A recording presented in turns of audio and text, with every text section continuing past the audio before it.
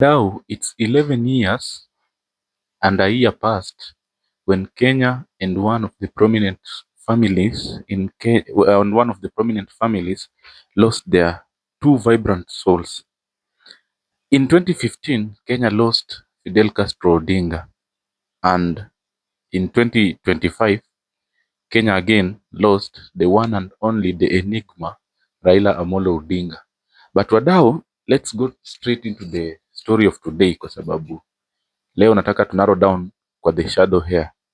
So wadau, when you look when you think, each time you think and look at the children of the African political dynasties, kuna vitu mbili huwa zina come into our heads. One, either these children huwa wanaamua ku spend the rest of their lives on social media wakispend, unaona, wakiishi like extravagant lives, unaona, ama these children of these dynasty families were choose to go on the podium ama on the political rallies as their father always do, kufanya nini, ku embody the history of their family. But one funny part, today whoever we are talking about him, mwenye tunamwongelea leo, aliamua kuchukua another turn, unaona. So wadau, Fidel Castro Odinga like alikuwa anaonekana akispend life yake fiti nini, extravagant vehicles, unaona, exclusive clubs, anaenda kuparty, unaona.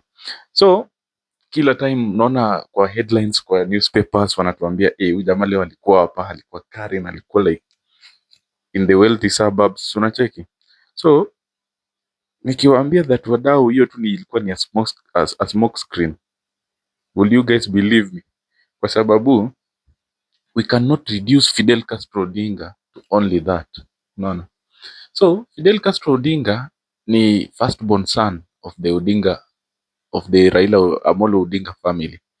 Umse ni mse mwenye like yeye alizaliwa na aka grow up time yenye like hii familia yao ilikuwa ina undergo mavitu, all sorts of issues zenye zina take place in the political arena, unaona.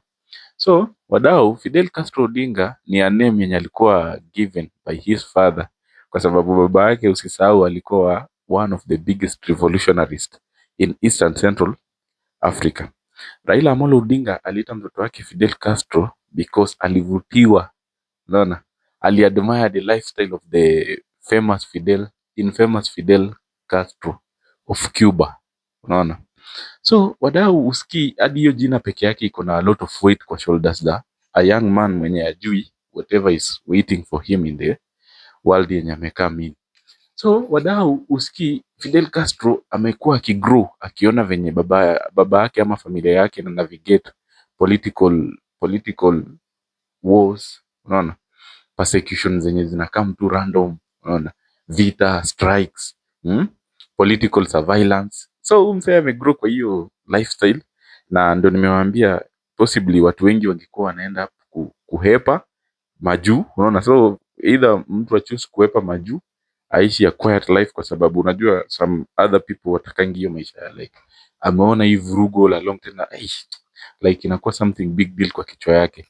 But Fidel Castro aliamua kuteka secret ama a genius move. Alirealize that venye amekuwa akiobserve familia yake all along akigrow up, the people who hold the absolute power sio wenye wanaenda kwa podium kupigania microphones, kupigania time ya session times za kuongea kwa the podiums, political rallies, unaona. So to him, he already knew something that watu wengi wako kwa wanajua.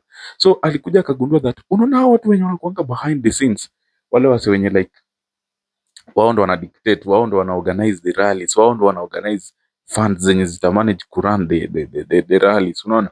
So alikuja akarealize that kama hao wase hawezi fanya hivyo, it means whatever we see, whatever it's shown to us, hiyo the D-Day is just nothing, unaona. So wadau, usikii Fidel Castro polepole after amesha grow, ameundergo shule nini akamaliza, there is a time hadi alikuwa amejaribu kwenda kuishi majuu, akarealize it's just nothing, let me go back to our land, niishi penye nimezoea, unaona. So wakati alirudi huku hivi, though alikuwa na experience hizo, anaonekana akimove around na magari nini na wasee, alafu ana party analewa. But deep down wadau, Fidel Castro alikuwa the shadow mwenye like alikuwa anatumika na hii family ku create their own wealth, kwa sababu yeye jamaa ali make sure familia yake inatengeneza in terms of business wise. Alikuwa so genius in business, anaenda na crack deals nini, ana make sure that wako na operations zina take place behind the scenes, unaona. The Odinga family businesses ni yeye alikuwa anaziran, unaona. So kama babake ameenda mashughuli za siasa, yeye ako tu huko chini kwa chini ana run biashara, akaingia kwa real estate nini, akafungua like different businesses. Do you know why he did this? Alikuwa anafanya hii because alikuwa anajua when it will come to political persecutions, government haitapata any reasons za kufanya nini, kutouch some of their businesses, kwa sababu alikuwa anazifanya legally. You see some of these political leaders wanga wanapatiwa like vitu ka tenders and stuff. So wakati unaanza tu kuzua ama unaanza tu kuongea hivi, unasanctioniwa vitu zako, so unajipata at the end of the day umekuwa freezed ama umekuwa brought down to your knees until uombe government samani urudishiwe vitu zako. So usikiwa dau, hivyo ndo Fidel alianza ku make sure anaweka mabiashara kando kando zenye kama familia yake inapata issues hawatateseka, unaona, ama watakuwa pinned down, ama wata manage ku bow down to pressure ya like ya mtu mwenye anawaambia ati oh, msipofanya hii tutashika ile, msipofanya hii tutafunga hiyo hoteli yenu, msipofanya hii tutafanya hii. So you see alikuwa anafanya hizo vitu nini, na Fidel Castro akarealize that yeye anafaa akuwe na come in time yenye kuna issues. Unaona wakati kuko na political tensions, kuna rivals, babake amekosana sijui na nani na nani.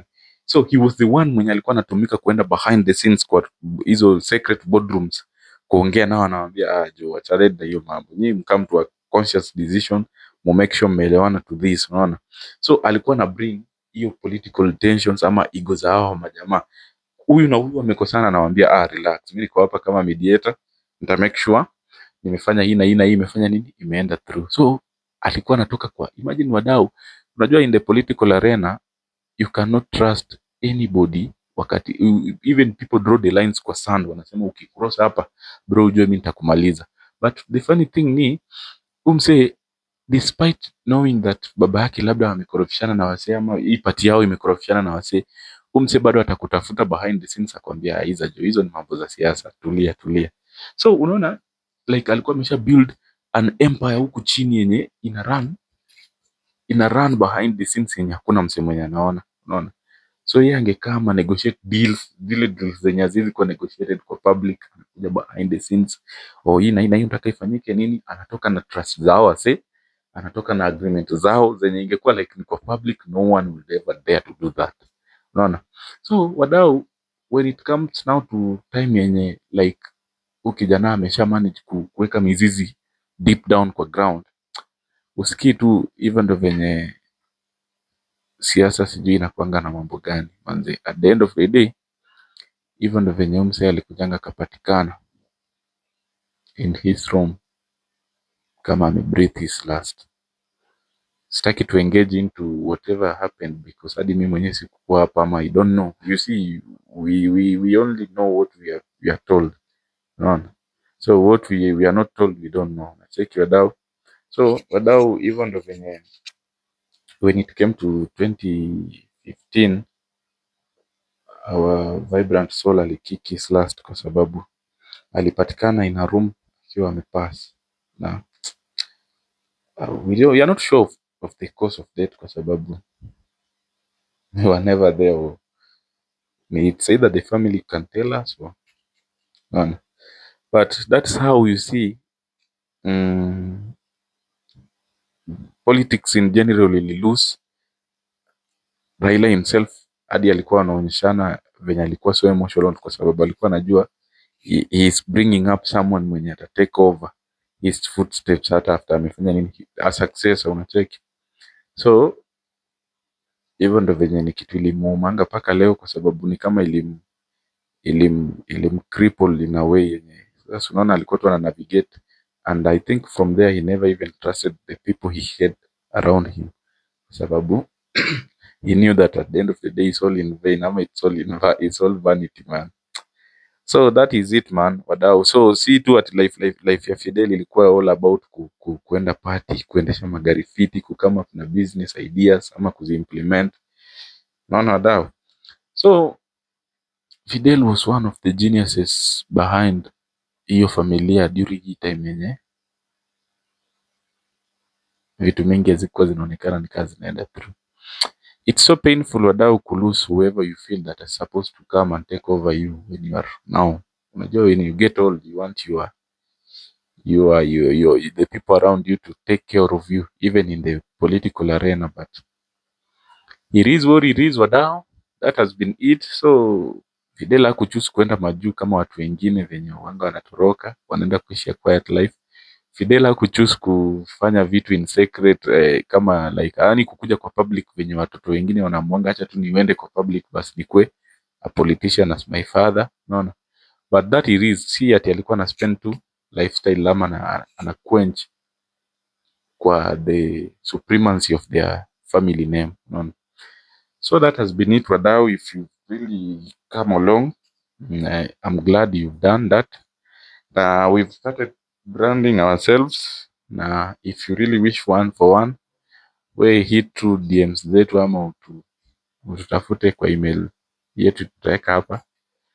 And thank you so much for watching, and may the good Lord bless you guys. I'm out.